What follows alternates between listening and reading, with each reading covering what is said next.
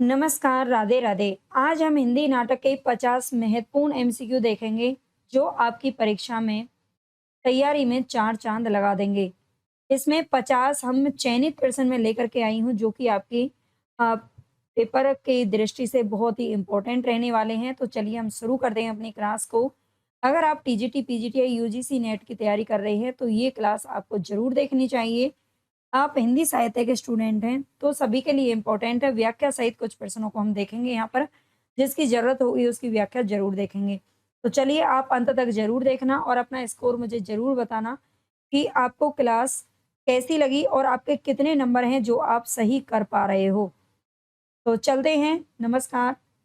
पहला क्वेश्चन आपके सामने है, हिंदी गद्य विधाओं का रिवीजन। भारतेंदु युग की केंद्रीय विधा क्या है? तो यहाँ से हम शुरू करेंगे। हिंदी गद्य विधाओं में हम नाटक और निबंध या कहीं से भी प्रश्न आपको पूछा जा सकता है। तो बताइए यहाँ पर हमारा करेक्ट आंसर क्या होगा? आप पॉज़ करके अपने आंसर लगाइए और फिर बाद में मुझे अपना स्कोर ज़रूर बताना, कमेंट में शेयर करना, ताकि मैं उसी हिसाब से आपकी जो क्लासेस हैं उनका जो स्टैंडर्ड है उसको तय कर सकूँ, ठीक है? ये बहुत ज़रूरी होता है एक टीचर के लिए जानना कि उनके बच्चे कितने पानी में हैं और कितना कर रहे हैं। तो यहाँ पर हमारा करेक्ट आंसर हो जाएगा नाटक। भारतेंदु युग में आप जानते हैं नाटकों की शुरुआत हुई थी और यहाँ से इससे पहले जो है नाटक वगैरह ये गद्य विधाएँ नहीं लिखी जा रही थी। वो सब हम डिटेल में बात कर भी चुके हैं। ठीक है, तो आज हमारा टेस्ट का दिन है, तो हम सीधा क्या करेंगे, सीधा आपको आंसर बताएँगे। तो यहाँ पर हमारा नाटक आंसर सही हो जाएगा, ठीक है? ये याद रखना, भारतेंदु युग में। आगे पहला नाटक कौन-सा है, ये सब चीज़ हम बाद में देखेंगे, ठीक है? परेशान मत होना। संयोगिता स्वयंवर की विधा क्या है? संयोगिता स्वयंवर की विधा क्या है? तो यहाँ पर हमारा करेक्ट आंसर क्या हो जाएगा? ये हमारा नाटक है संयोगिता स्वयंवर और ये किसके द्वारा लिखा गया है? ये किसके द्वारा लिखा गया है? तो भारतेंदु युग के ही भारतेंदु मंडल के ही जो कवि हैं, लाला श्रीनिवास दास, ठीक है? ये लाला श्रीनिवास दास जी के द्वारा लिखा गया है। मैं आपसे रिक्वेस्ट करूँगी कि आप जो वीडियो है उसको स्किप बिल्कुल मत करना, है ना? क्योंकि आपके लिए बहुत ही प्रभावी ये वीडियो रहने वाला है। लाला श्रीनिवास दास जी के अगर हम और भी नाटकों की बात करें, तो इसमें प्रहलाद चरित्र का नाम आता है, तप्ता संवरण का नाम आता है, ठीक है? तप्ता तप्ता संवरण भी इनका एक नाटक है, उसको भी आपको याद रख लेना है। नेक्स्ट है नल दमयंती स्वयंवर, नाटक के रचनाकार कौन है? काफ़ी अच्छे-अच्छे नाटक या प्रश्न आपको देखने को मिलेंगे, ठीक है? नल दमयंती स्वयंवर नाटक के रचनाकार कौन है? भारतेंदु प्रताप नारायण मिश्र, बालकृष्ण भट्ट या फिर प्रेमगन। तो यहाँ पर हमारा सही आंसर क्या हो जाएगा? नल दमयंती स्वयंवर ये बालकृष्ण भट्ट जी के द्वारा लिखा गया नाटक है और ये सभी भारतेंदु मंडल के ही कवि हैं। इसका थोड़ा-सा डिटेल देख लेते हैं। भारतेंदु युग के साहित्यकार हैं बालकृष्ण भट्ट। इन्होंने रेल का विकट खेल, नई रोशनी का विष, शिक्षा दान, नल दमयंती स्वयंवर, कालिदास की सभा, चंद्रसेन, बाल विवाह आदि नाटकों की रचना की है। ठीक है, तो ये सभी नाटक बालकृष्ण भट्ट जी के आपको याद रखने हैं। बालकृष्ण भट्ट ने एक पत्रिका का संपादन भी किया था जिसका नाम है हिंदी प्रदीप। हिंदी पत्रकारिता में हम ये सब कुछ डिटेल में पढ़ चुके हैं, है ना? हिंदी पत्रकारिता की क्लास मैंने अभी करवाई थी 4-5 दिन पहले। अगर आपको नहीं मिलती हैं क्लासेस, है ना? बहुत सारे बच्चे बाद में पूछते हैं कि मैम ये क्लास कहाँ मिलेगी? तो प्लेलिस्ट देखिए, नहीं मिलती है। आप टेलीग्राम चैनल पर अगर मैसेज करेंगे तो आपको लिंक भेज दिया जाएगा या वहाँ पर सबका पड़ा भी हुआ है। ठीक है, तो हिंदी प्रदीप नाटक नामक जो पत्र है इसका संपादन इन्होंने किया था।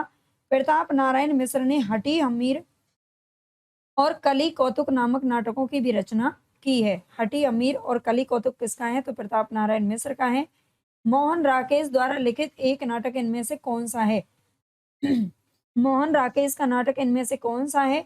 तो जन्मेजय का नाग यज्ञ जयशंकर प्रसाद का है, सिंदूर की होली लक्ष्मी नारायण लाल का है और मिस्टर अभिमन्यु ये किसका है? लक्ष्मी नारायण मिश्र का है सिंदूर की होली और लक्ष्मी नारायण लाल का है मिस्टर अभिमन्यु। लहरों के राजहंस मोहन राकेश जी के द्वारा लिखा गया है। अब देखते हैं हम इसकी थोड़ी-सी डिटेल। व्याख्या में क्या आते हैं? लहरों का राजहंस, आधे अधूरे, आषाढ़ का एक दिन, ये तीनों नाटक हैं मोहन राकेश के। और लहरों का राजहंस नाटक अश्व घोष के द्वारा रचित सौंदरानंद चरित पर आधारित है, ठीक है? ये एक रचना है अश्व घोष की जो मिलती है हमें, सौंदरानंद रचित चरित, ठीक है? इसके ऊपर आधारित है कौन-सा? लहरों का राजहंस। लक्ष्मी नारायण लाल की नाट्य कृतियों की अगर बात करें तो इसमें मिस्टर अभिमन्यु, कर्फ्यू, अब्दुल्ला दीवाना, सगुन पंछी, अंधा कुआं, दर्पण, मादा कैक्टस आदि। ठीक है, ये लक्ष्मी नारायण लाल जी के हैं। यही हमारा प्रैक्टिस करने का या रिवीजन करने का जो तरीका होता है ना, टॉपर्स भी यही तरीका आजमाते हैं, है ना? और जिनका सिलेक्शन हुआ है उनसे भी आप पूछ सकते हो। किसी का भी यही तरीका होता है कि आप केवल और केवल एमसीक्यू इस तरीके से ना करें कि उसका सीधा डायरेक्ट आपने प्रश्न लगा लिया, आंसर लगा लिया, उसको आप भूल जाते हो पेपर तक जाते-जाते, है ना? तो इस तरह से जो व्याख्या दी हुई होती है, ज़्यादातर यूथ पब्लिकेशंस में आपको मिल जाती है ना? तो वहाँ से आप ज़रूर पढ़ा करें व्याख्या को। वहाँ से भी बहुत सारे प्रश्न आपके जो बन जाते हैं। लक्ष्मी नारायण लाल मिश्र की नाट्य कृतियों में सिंदूर की होली, संन्यास, राक्षस का मंदिर, मुक्ति का रहस्य आधारित वितस्ता की लहरें आदि हैं। ठीक है, ये याद रखना इनका वितस्ता की लहरें, ये सभी इनकी नाटक हैं। जयशंकर प्रसाद जी के जन्मेजय का नागयज्ञ, अजातशत्रु, विशाख, राजश्री, स्कंदगुप्त, चंद्रगुप्त और ध्रुव स्वामिनी मिलते हैं। इनको हम बाद में डिटेल में और क्रम से देखेंगे, ठीक है। नया समाज नामक नाटक के लेखक कौन है? नया समाज नाटक किसका है? नया समाज। तो यहाँ पर हमारा सही आंसर क्या होगा? गोविंद वल्लभ पंत, उदय शंकर भट्ट, लक्ष्मी नारायण मिश्र या फिर इनमें से कोई नहीं। ऐसा तो होगा नहीं, कोई नहीं, है ना? ऐसे प्रश्न बहुत कम देखने को मिलते हैं। तो यहाँ पर हमारा सही आंसर हो जाएगा उदय शंकर भट्ट, ठीक है। नया समाज का उदय हो रहा है। नए समाज का क्या हो रहा है? उदय हो रहा है। आगे देखते हैं, छायावादोत्तर काल के प्रमुख नाटककार हैं उदय शंकर भट्ट। इनको सबको अगर आपको डिटेल में पढ़ना है ना, तो हिंदी साहित्य फ्री फुल कोर्स के नाम से प्लेलिस्ट मिलेगी। उसको आप जितनी भी उसमें 80-90 वीडियो करवाई है ना, सबको देख लीजिए। आपका अगर कंसेप्ट भी क्लियर हो जाएगा और रिवीजन भी बहुत अच्छा हो जाएगा, है ना? बहुत ही बेहतरीन तरीके से हमने करवाया वन लाइनर के माध्यम से पूरा कंटेंट। यहाँ पर उदय शंकर भट्ट के नाटक हैं विश्वामित्र, शक विजय, नया समाज, अम्बा, अम्बा कमला, अंतहीन, पार्वती आदि। ये सब इन्होंने ऐतिहासिक और सामाजिक नाटकों की रचना की है। गोविंद वल्लभ पंत के हैं सुहाग बिंदी, राजमुकुट और ययाति। ठीक है, ये इनके नाटक पूछे जाते हैं। सांपों की सृष्टि नाटक किसका है? सांपों की सृष्टि, आप ईमानदारी से अपने जवाब लगाना, क्या आप इनको कर पा रहे हो या नहीं कर पा रहे हो, ठीक है? सांपों की सृष्टि किसका नाटक है? तो यहाँ पर हमारा सही आंसर क्या होगा?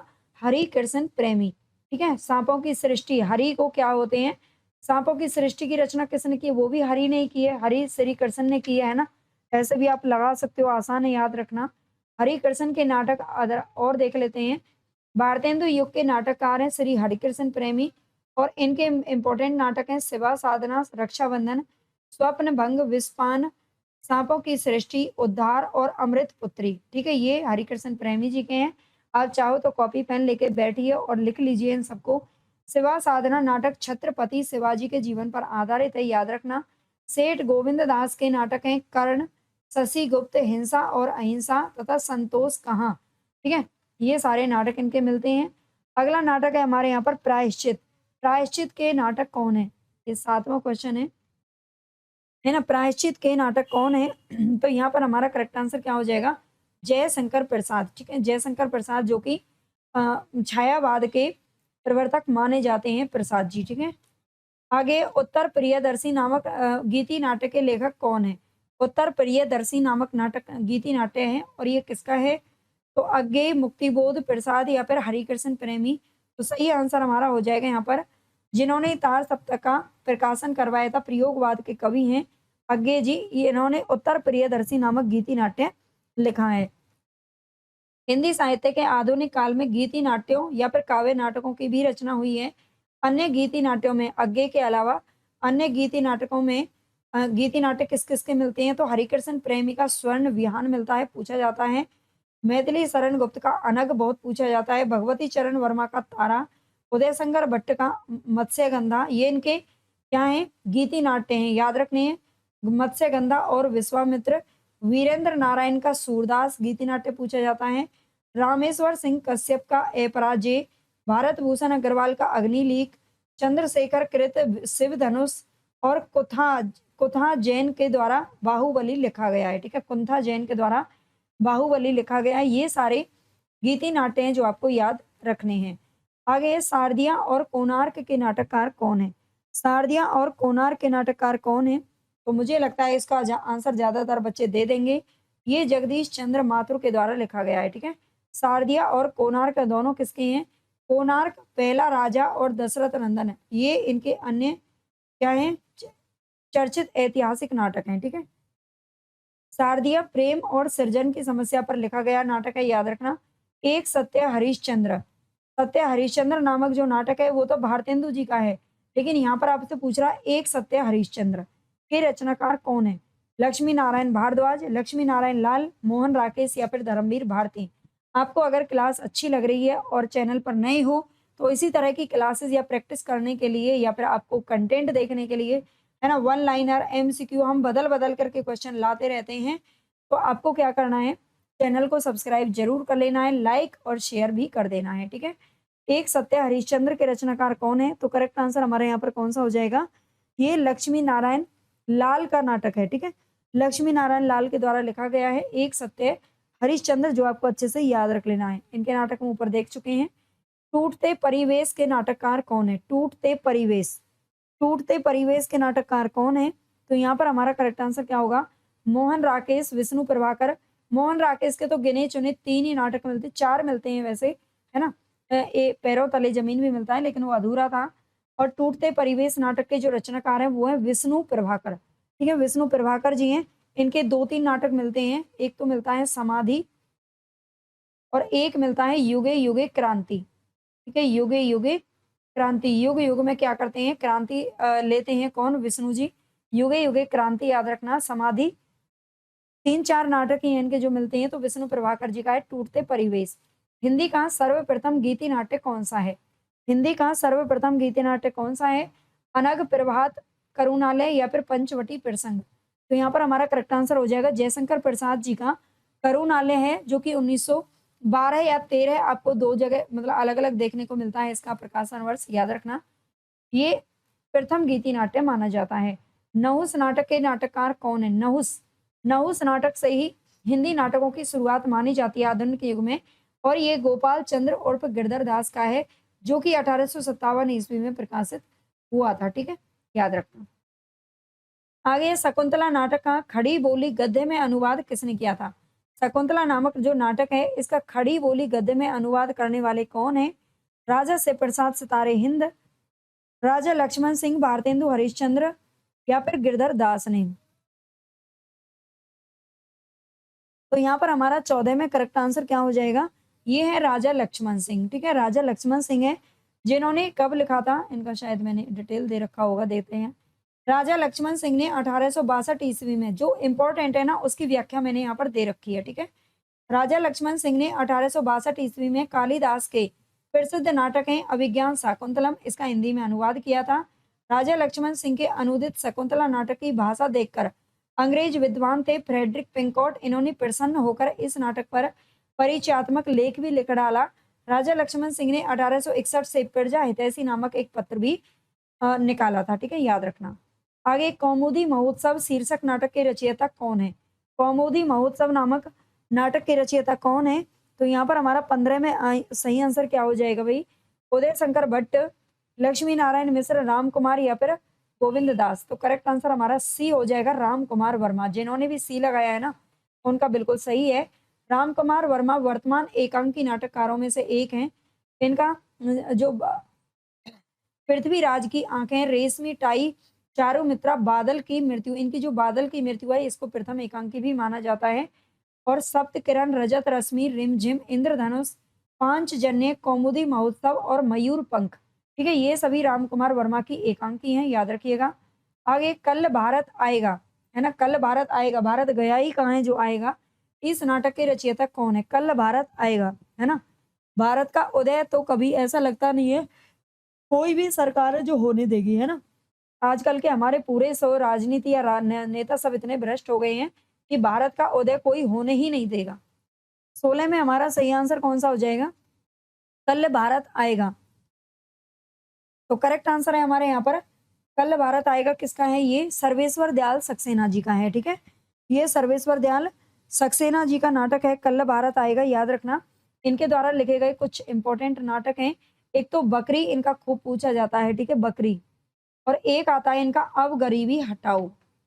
सर्वेश्वर जी क्या कहते हैं कि भाई अब गरीबी हटाओ, गरीबी कभी नहीं हटने वाली, है ना, गरीबी कभी नहीं हटने वाली। इस देश से तो कभी नहीं हटने वाली, क्योंकि गरीब और गरीब हो रहे हैं, अमीर और अमीर हो रहे हैं। सर्वेश्वर दयाल सक्सेना जी का नाटक है, ये याद रख लेना।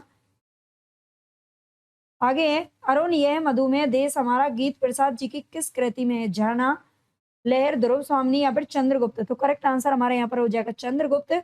चंद्रगुप्त का जो प्रकाशन वर्ष है वो है 1931 ईस्वी, ठीक है। झरना और लहर तो इनके वैसे भी नाटक नहीं है, ये इनका क्या है, अ, इनकी काव्य रचना है, ठीक है, झरना और लहर।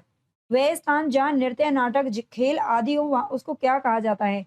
वह स्थान जो स्टेज पर चढ़ कर के बच्चे वगैरह या फिर बड़े जो भी है वो नाटक करते हैं, खेल खेलते हैं, नृत्य करते हैं, तो उसको रंगमंच बोला जाता है, ठीक है, रंगमंच बोला जाता है, याद रखना। आगे क्वेश्चन है हमारा, हानूस नाटक के रचनाकार कौन है? हानूस नामक नाटक है, ये किसके द्वारा लिखा गया है? कुसुम कुमार, रमेश बख्शी, भीष्म साहनी या फिर मोहन राकेश। तो करेक्ट आंसर हमारा हो जाएगा भीष्म साहनी। भीष्म साहनी जी का ये नाटक है हानूस, याद रख लेना। इसके अलावा इनका कबीरा खड़ा बाजार में एक और नाटक इंपॉर्टेंट पूछा जाता है। इनमें से कौन सा नाटक है जो जयशंकर प्रसाद के द्वारा लिखा गया है? स्कंदगुप्त, सॉरी लिखा नहीं गया है ना, नहीं दे रखा है। चंद्रगुप्त, स्कंदगुप्त, करबला और ध्रुव स्वामिनी। तो करबला इनके द्वारा नहीं लिखा गया है, ठीक है। करबला जयशंकर प्रसाद का नहीं है बल्कि किसका है? तो ये मुंशी प्रेमचंद जी का नाटक है ना। करबला किसका है? ये प्रेमचंद जी का है करबला। ये मुंशी प्रेमचंद जी के द्वारा लिखा गया नाटक है। आजादी की नींद नाटक की रचना किसने की है? आजादी की नींद नामक जो रचना है, नाटक है, ये किसके द्वारा लिखा गया? आजादी की नींद। तो यहाँ पर हमारा करेक्ट आंसर क्या हो जाएगा भाई? मोहन राकेश, जगदीश चंद्र माथुर, भुवनेश्वर या रामकुमार वर्मा। तो ये भुवनेश्वर जी का हो जाएगा, ठीक है। इन्होंने लिखे थे तांबे के कीड़े, तांबे, अरे, तांबे के कीड़े नामक इन्होंने जो है एकांकी लिखी थी, नाटक लिखा था। एकांकी वैसे भी इनका है ना। और इन्होंने एक सिकंदर भी लिखा था, सिकंदर। ओ मुकद्दर का सिकंदर, है ना, ये भुवनेश्वर का, याद रखना। हिंदी का प्रथम दुखांत नाटक कौन सा है? हिंदी का प्रथम दुखांत नाटक कौन सा है? दुखांत नाटक आपको बताना है। अंधेर नगरी, भारत दुर्दशा, रणधीर प्रेम मोहिनी या फिर कली कौतुक। जो भारत दुर्दशा है ना, इसको प्रथम राजनीतिक नाटक का दर्जा दिया गया है। प्रथम राजनीतिक नाटक का दर्जा दिया गया है भारत दुर्दशा को, है ना। और इसका जो प्रकाशन वर्ष है वो है 1880 ईस्वी। अंधेर नगरी का जो प्रकाशन वर्ष है वो है 1881 ईस्वी। ये दोनों भारतेंदु हरिश्चंद्र जी के हैं, है ना। कली कौतुक हमने पीछे देखा था, वो किसका है? प्रताप नारायण मिश्र जी का है कली कौतुक। लेकिन यहाँ पर आपसे क्या पूछ रहा है? प्रथम दुखांत नाटक है ना, रणधीर प्रेम मोहिनी है। दुखांत का अर्थ ये होता है जैसे कि कोई नाटक है या कोई फिल्म है आप देखते हैं और जिसमें हीरो की ही मौत हो जाती है या फिर हीरो हीरोइन का मिलन नहीं होता है ना, या दुख में उसका जो है हम भी बाद में रोते रह जाते हैं है ना।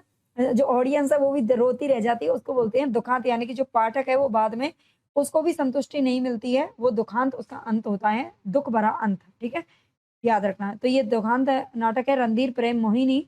और ये किसके द्वारा लिखा गया है? तो लाला श्रीनिवास दास जी के द्वारा लिखा गया है, याद रखना।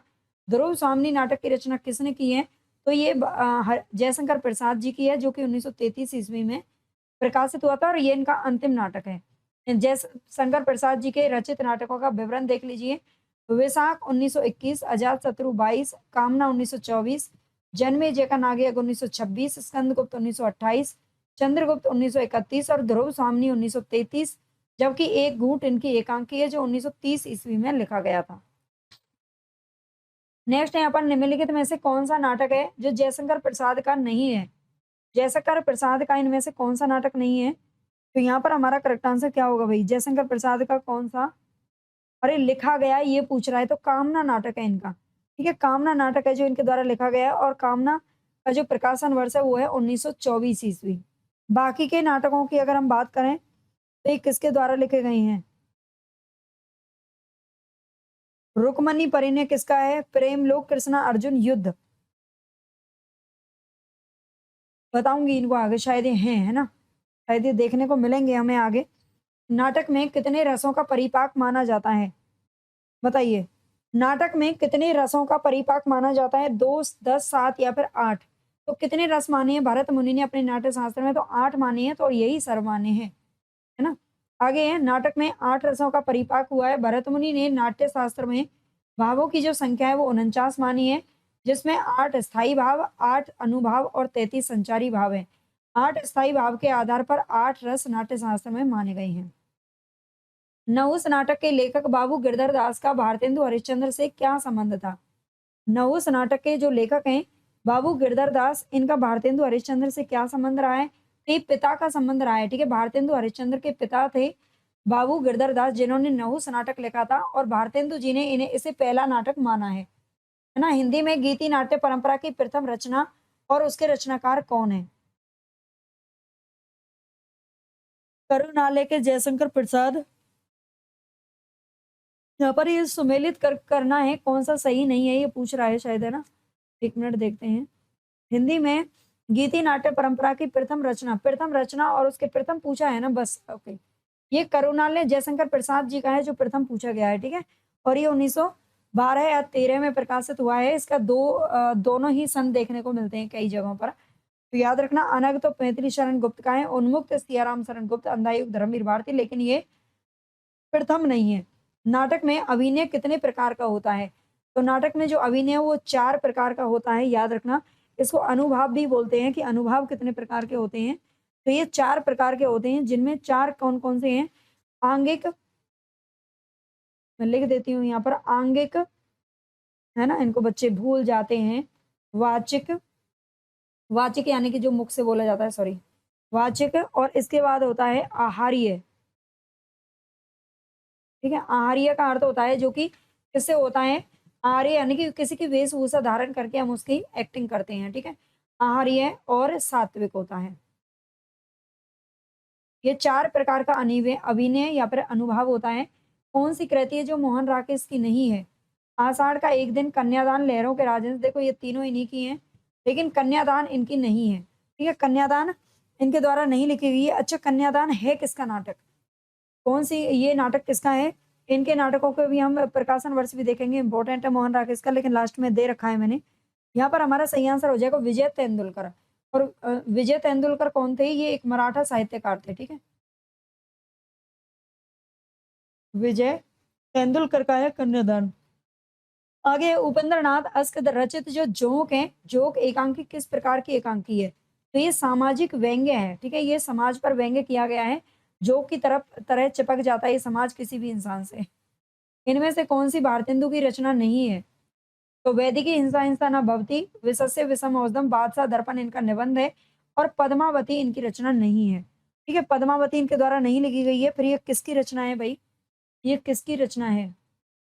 पद्मावती माइकेल मधुसूदन द्वारा रचित बांग्ला नाटक है, ठीक है। पद्मावती किसका है? पद्मावत नहीं है, पद्मावत तो जायसी का काव्य रचना है, लेकिन पद्मावती ये एक नाटक है और माइकेल मधुसूदन के द्वारा लिखा गया है, जिसका हिंदी में अनुवाद किया था बालकृष्ण भट्ट ने 1878 ईस्वी में। बाकी के सभी इन्हीं के हैं। बाकी भारतेंदु हरिश्चंद्र की कृतियां पढ़ लेना, ठीक है। भारत दुर्दशा, भारत जननी, सती प्रताप, अंधेर नगरी आदि। अलका जयशंकर प्रसाद के किस नाटक की पात्र है? अलका जयशंकर प्रसाद के किस नाटक की पात्र है? जयशंकर प्रसाद के नाटकों से पात्रों में प्रश्न बहुत पूछे जाते हैं, है ना। तो अलका जयशंकर प्रसाद के किस नाटक की पात्र है? तो सही आंसर हमारा हो जाएगा चंद्रगुप्त, ठीक है। चंद्रगुप्त हमारा सही आंसर हो जाएगा, जो कि 1931 में प्रकाशित हुआ था। आगे है, अंजो दीदी किस विधा की रचना है? अंजो दीदी, तो अंजो दीदी भी क्या है? नाटक है, जो कि उपेंद्रनाथ अस्क जी के द्वारा लिखा गया है। अंजो दीदी का याद रखना, ठीक है। निम्नलिखित में से कौन सा नाटक है जो नाटक कृति है जो कि ज्ञानदेव अग्निहोत्री की है? इनमें से कौन सी नाटक कृति ज्ञानदेव अग्निहोत्री के द्वारा लिखी गई है? तिल चट्टा तो आप जानते हैं मुद्रा राक्षस की है। अंधों का हाथी किसकी है? तो ये शरद जोशी के द्वारा लिखी गई है, अंधों का हाथी, शरद जोशी, ठीक है।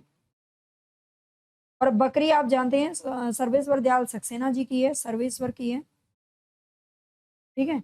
लेकिन जो शुतुरमुर्ग है ना, ये किसकी है? ज्ञानदेव अग्निहोत्री की रचना है शुतुरमुर्ग, याद रखिएगा, ठीक है। नेक्स्ट है, सूर्य की अंतिम किरण से सूर्य की पहली किरण तक, ये किसकी नाटक रहती है?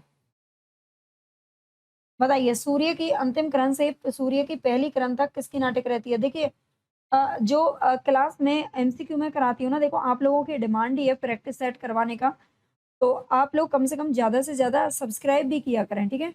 आप लोगों की डिमांड के अनुसार ही हम अपना काम कर रहे हैं, तो कम से कम आपका फर्ज बनता है कि आप ज़्यादा से ज़्यादा चैनल को शेयर करें, सपोर्ट करें और ज़्यादा से ज़्यादा क्या करना है आपको सब्सक्राइब करना है। बच्चे सब्सक्राइब बहुत कम करते हैं, सिर्फ़ 1-2 बच्चे हैं जो सब्सक्राइब करते हैं।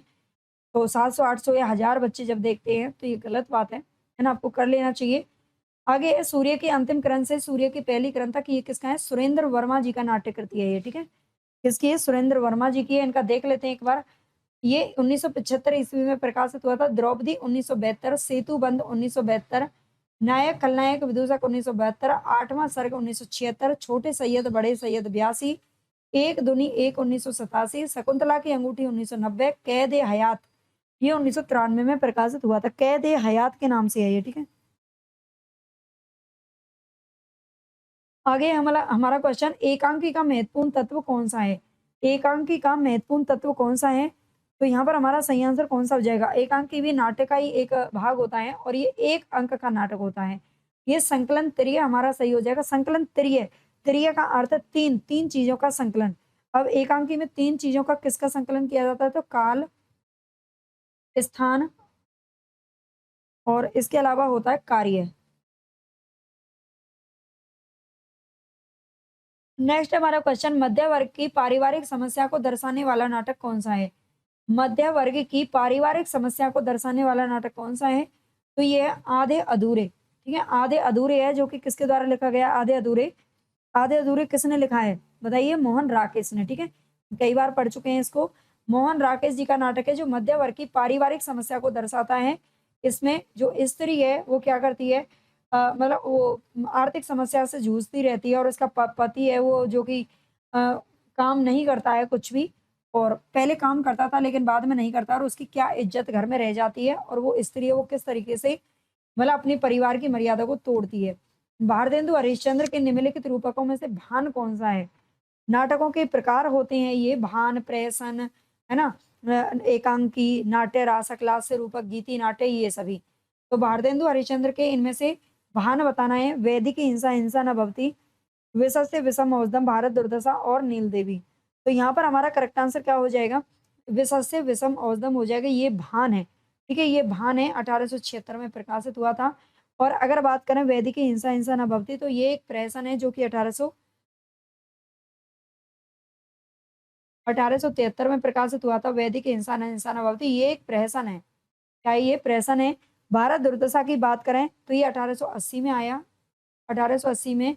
और ये क्या है? एक लास्य रूपक या नाट्य रूपक का जो नाम है इसको दिया गया है, ठीक है, नाट्य रूपक। और नील देवी जो है ये 1881 में प्रकाशित हुआ अंधेर नगरी के साथ। ये एक गीति रूपक है, ठीक है, ये क्या है? गीति रूपक है, याद रखना। नेक्स्ट है, निम्नलिखित में से किस नाटक का प्रच्छन्न नायक गौतम बुद्ध है? इनमें से किसका नाटक का नायक गौतम बुद्ध है? तो यहाँ पर हमारा सही आंसर हो जाएगा लहरों के राजस, जो कि मोहन राकेश जी का नाटक है। आगे है, मोहन राकेश जी का नाटक है ये, वैसे तो मैं बाद में आपको बता दूंगी, 1963 ईस्वी में प्रकाशित हुआ था, है ना? अजात शत्रु को आप जानते ही हो, ये जयशंकर प्रसाद जी का है। और विक्रमादित्य किसका है? तो विक्रमादित्य उदय शंकर भट्ट का है ना? उदय शंकर भट्ट का है, याद रखना। दशा अश्वमेध की बात करें तो दशा अश्वमेध किसके द्वारा लिखा गया है? लक्ष्मी नारायण मिश्र का नाटक है, ठीक है? ये किसका है? लक्ष्मी नारायण मिश्र का नाटक है, मिश्र याद रखना। गरीबी और अमीरी नाटक के रचयिता कौन है? आज के प्रश्न आपको कैसे लग रहे हैं ये भी मुझे जरूर बताइएगा कमेंट में, ठीक है? इससे थोड़े से और अपर लेवल के क्वेश्चन चाहिए या फिर ठीक है ना? बता देना। गरीबी और अमीरी नाटक के रचयिता कौन है? तो यहाँ पर हमारा सही आंसर कौन सा हो जाएगा? गरीबी और अमीरी, ये सेठ गोविंद दास के द्वारा लिखा गया है, ठीक है? सेठ गोविंद दास का नाटक है जो कि 1947 ईस्वी में प्रकाशित हुआ था। निम्नलिखित में से हिंदू मुस्लिम एकता को प्रतिपादित करने वाला नाटक कौन सा है? हिंदू मुस्लिम एकता को प्रतिपादित करने वाला नाटक है कौन सा है? रक्षाबंधन, जो कि हरिकृष्ण प्रेमी के द्वारा लिखा गया है। कब लिखा गया था? 1934 ईस्वी में, ठीक है? इसकी व्याख्या देख लेते हैं। रक्षाबंधन ये हरिकृष्ण प्रेमी का है। ये हिंदू मुस्लिम एकता को प्रतिपादित करता है। नील देवी 1881 में भारतेंदु का है। राजपूतानी आन बान और नारी व्यक्तित्व की प्रतिष्ठा इसमें दर्शाई गई है। सागर विजय नाटक है 1933 में उदय शंकर भट्ट जी का, ये एक सामाजिक समस्या प्रधान नाटक है। सिंदूर की होली 1934 में आया था, लक्ष्मी नारायण मिश्र का है। समस्या प्रधान सामाजिक नाटक है जिसमें व्यक्ति और समाज के उत्तरोत्तर संघर्ष को दर्शाया गया है। निम्नलिखित में से भारतेंदु हरिश्चंद्र का कौन सा नाटक है जो छेमीश्वर कृत चंड कौशिक के आधार पर लिखा गया है? तो यहाँ पर हमारा 42 में सही आंसर कौन सा हो जाएगा? सत्य हरिश्चंद्र। ठीक है, ये सत्य हरिश्चंद्र का है। एक सत्य हरिश्चंद्र हमने पीछे पढ़ा था जो कि लक्ष्मी नारायण लाल का है, और सत्य हरिश्चंद्र किसका है? तो ये भारतेंदु हरिश्चंद्र जी का है। याद रखना है, इसका आधार विषय याद रखना। समझदारी आने पर यौवन चला जाता है ना, जब तक यौवन रहता है 28-30 साल की उम्र तक, तो क्या होता है, उतनी समझदारी नहीं होती। लेकिन जैसे-जैसे अनुभव बढ़ता है, जैसे-जैसे ज़िंदगी में हम जीते हैं, है ना? वैसे-वैसे हमारी जो समझदारी है वो बढ़ती चली जाती है, लेकिन हमारा यौवन चला जाता है। जब तक माला गूँथी जाती है, फूल कुम्हला जाते हैं। जयशंकर प्रसाद कृत चंद्रगुप्त नाटक का ये संवाद किस पात्र के द्वारा बोला गया है? तो ये इसमें पात्र का नाम आपको बताना है, तो करेक्ट आंसर हमारा हो जाएगा चाणक्य। ठीक है? चाणक्य जो कि चंद्रगुप्त के प्रधानमंत्री रहे थे, जो कि चंद्रगुप्त के गुरु थे। चाणक्य ने ही क्या बनाया है? चंद्रगुप्त को एक राजा के तौर पर शुरू से लेकर के आगे तक उनको बढ़ाया है और बनाया है। ठीक है? हिंदी नाटकों के मंचन में यक्षगान का प्रयोग किस निर्देशक ने किया था? यक्षगान का प्रयोग, तो यहाँ पर हमारा सही आंसर हो जाएगा गिरीश कर्नाड। ये गिरीश कर्नाड ने किया है, याद रखना। खंडित यात्राएं किसकी रचना है? खंडित यात्राएं नामक जो रचना है, ये नाटक है, ये किसके द्वारा लिखा गया है? खंडित यात्राएं, तो नरेश मेहता, मोहन राकेश, दुष्यंत कुमार या फिर धर्मवीर भारती। तो ए ऑप्शन हमारा यहाँ पर सही हो जाएगा, नरेश मेहता के द्वारा लिखा गया है खंडित यात्राएं। धातु सेन प्रसाद के किस नाटक का पात्र है? धातु सेन प्रसाद के किस नाटक का पात्र है? तो यहाँ पर हमारा सही आंसर क्या हो जाएगा? धातु सेन। ये स्कंदगुप्त का पात्र है। ठीक, किसका है ये? स्कंदगुप्त का पात्र है धातु सेन, 1928 में प्रकाशित हुआ था। इसके अन्य पात्रों में धातु सेन, पुरगुप्त, अनंत देवी, देवसेना, विजया, भट्टार्क, बंधु वर्मा और राज्यश्री का नाम आता है। राज्यश्री जो नाटक है 1915 में आया था, इसमें केवल राज्यश्री ही नाटक है।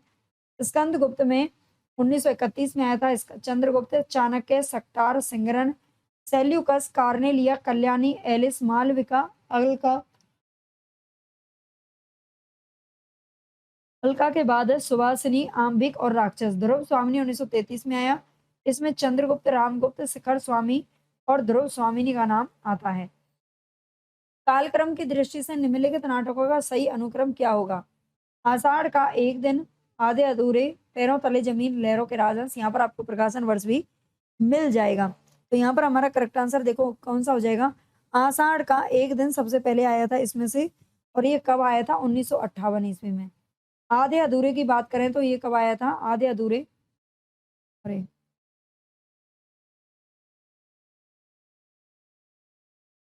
आषाढ़ का एक दिन आया था 1958 में। आधे अधूरे कब आया था? आधे अधूरे तो बाद में आया था, है ना? इससे पहले तो लहरों के राजहंस आया था, मुझे लगता है इसमें।